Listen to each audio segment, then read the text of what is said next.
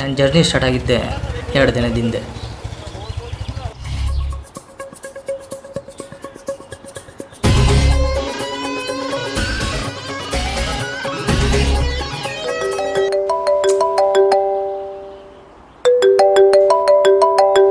ಶಿಟ್.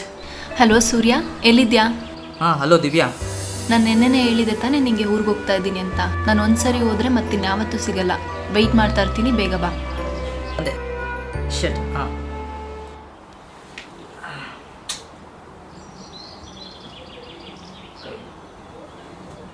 ಲೈ ಎದ್ದಾಳು. ಅದೇನದೇ ಇದು cap? Cap ಇಲ್ಲ ಐತಲೇ ಇತ್ತು, ಅದು ಅಂಡರ್ವೇರು. ಅದು ಬಿಡೋ, ಫಸ್ಟ್ ಟೈಮ್ ಮಾಡಿ ಪ್ರಪೋಸ್ ಮಾಡು.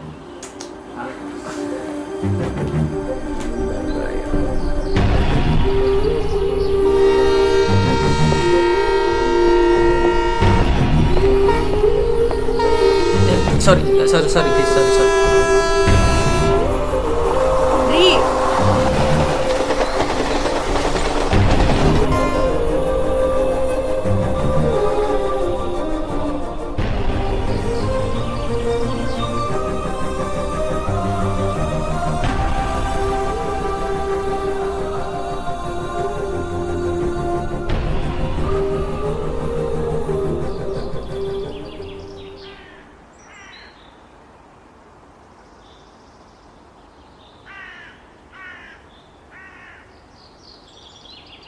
ಪ್ರಪೋಸ್ ಮಾಡ್ದೇನೋ?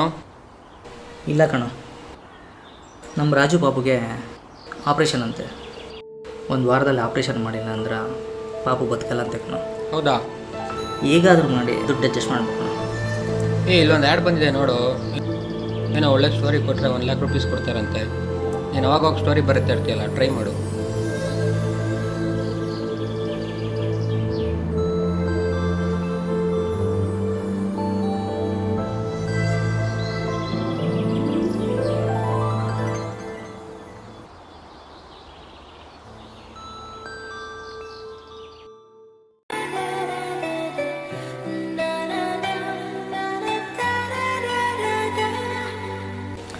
ಎಲ್ಲರ ಜೀವನದಲ್ಲಿ ಒಬ್ರನ್ನೊಬ್ರು ನೋಡಿ ಇಷ್ಟಪಡೋದು ಸಹಜ.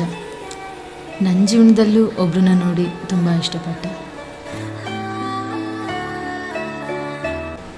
ನಾನೊಂದು ಹುಡುಗನ್ನ ತುಂಬ ಇಷ್ಟಪಡ್ತಿದ್ದೆ. ಅವನ್ನ ನಾನು ನೋಡಿಲ್ಲ ಅಂದರೂ ದೂರದಿಂದನೇ ನಾನು ಅವನ್ನ ನೋಡಿ ತುಂಬ ಖುಷಿ ಪಡ್ತಾಯಿದ್ದೆ.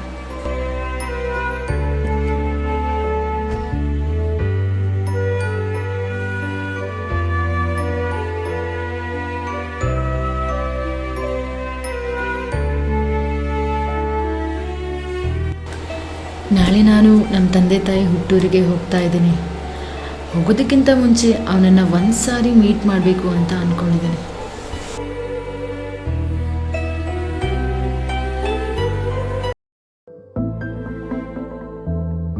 ಕೊನೆ ಪಕ್ಷ ಆದರೂ ಆ ಹುಡುಗನ ಮೀಟ್ ಆದ್ಲೋ ಇಲ್ಲೋ ನೋಡೋಣ.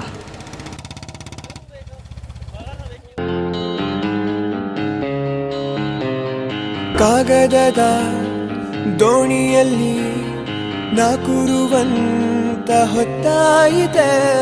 ಕಾಣಿಸದ ಹನಿಯೊಂದು ಕಣ್ಣಲ್ಲೇ ಕೂತು ಮುತ್ತಾಯಿತೆ.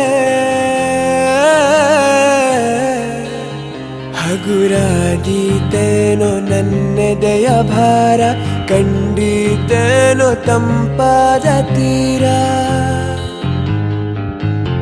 ಸಿಕ್ಕೀತೆ ಮುಂದಿನ ದಾರಿ, ನನ್ನೆಲ್ಲ ಕಲ್ಪನೆ ಮೀರಿ ಇನ್ನೊಂದೇ ವಿಸ್ಮಯ ತೋರಿ.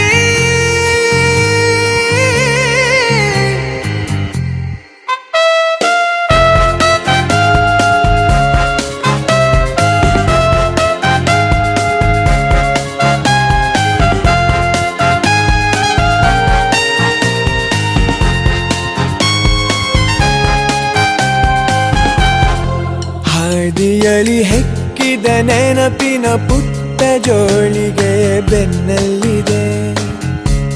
ಆಡದಿರೋ ಸಾವಿರ ಪದಗಳ ಮೂಕ ಸೇತುವೆ ಕಣ್ಮುಂದಿದೆ.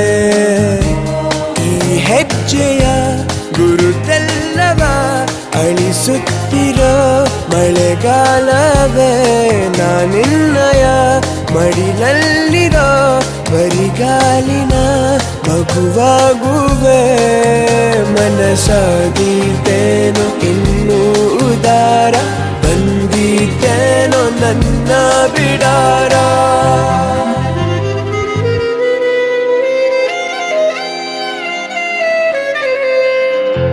ಸಿಕ್ಕಿತೆ ಮುಂದಿನ ದಾರಿ, ನನ್ನೆಲ್ಲ ಕಲ್ಪನೆ ಮೀರಿ ಇನ್ನೊಂದೇ ವಿಸ್ಮಯ ತೋರಿ.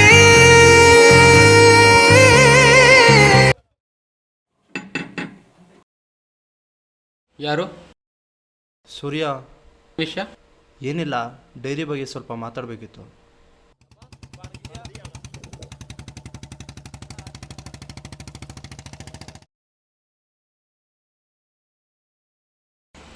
ಹಲೋ. ನೀನು ಹುಡ್ಕೊಂಡು ಯಾರೋ ಬಂದಿದ್ರು, ಅದೇನೋ ಡೈರಿ ಬಗ್ಗೆ ಕೇಳ್ತಾಯಿದ್ರು. ಮೇ ಬಿ ಆ ಡೈರಿಯಲ್ಲಿರೋ ಹುಡುಗನೇ ಅನಿಸುತ್ತೆ. ಹೌದಾ? ಸರಿ ಬಿಡು.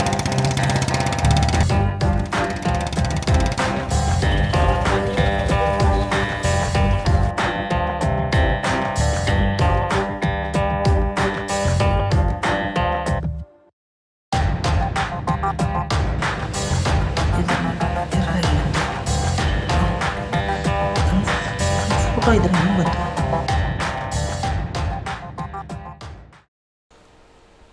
ಹಲೋ ಸೂರ್ಯ. ಯಾರು? ನಾನು ಮೌನ ಫ್ರೆಂಡ್ ಮಾತಾಡ್ತಿರೋದು. ಅವ್ರು ಇಷ್ಟಪಟ್ಟಿದ್ದ ಹುಡುಗ ಬೇರೆ ಯಾರೂ ಅಲ್ಲ, ಅದು ನೀವೇನೆ.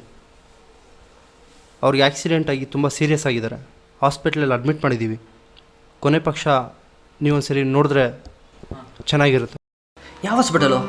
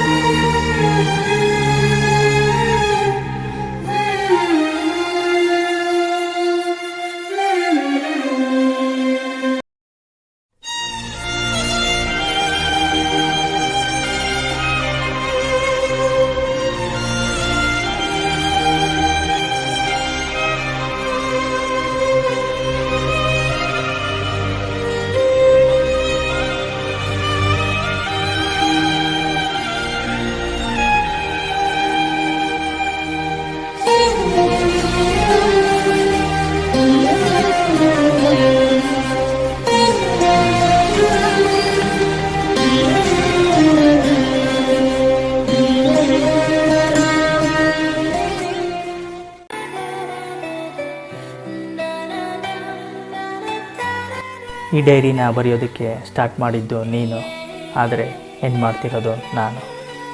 ಈ ನಿನ್ನ ಕಥೆನ ಕಾಂಪಿಟೇಷನ್ಗೆ ಸೆಂಡ್ ಮಾಡ್ತಾಯಿದ್ದೀನಿ.